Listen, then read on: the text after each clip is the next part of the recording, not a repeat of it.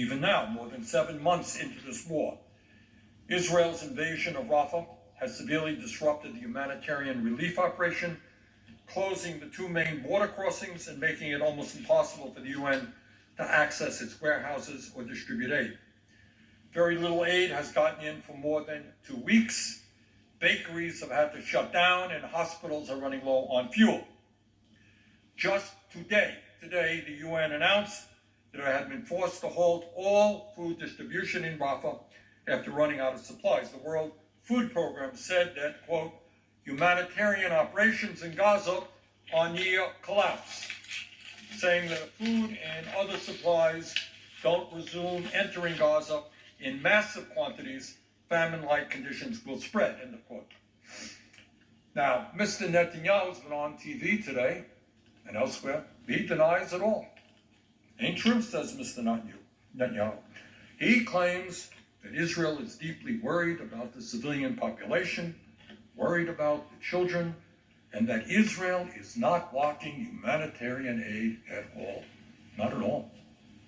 Well, turns out that the United Nations and virtually every other humanitarian group involved in the humanitarian disaster in Gaza strongly disagrees with Mr. Netanyahu.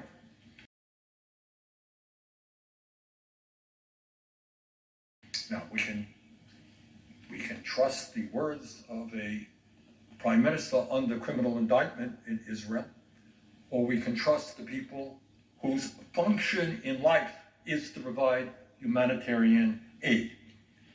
UN Secretary General says that much more aid is urgently needed to, quote, to avert an entirely preventable human-made famine, end quote, and that there is no alternative to the massive use of land routes, end quote.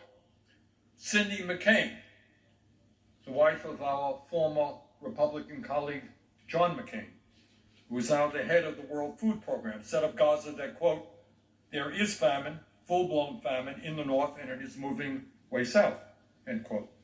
A month ago, more than 50 humanitarian organizations called on Israel to allow greater humanitarian access and stop unnecessarily restricting aid.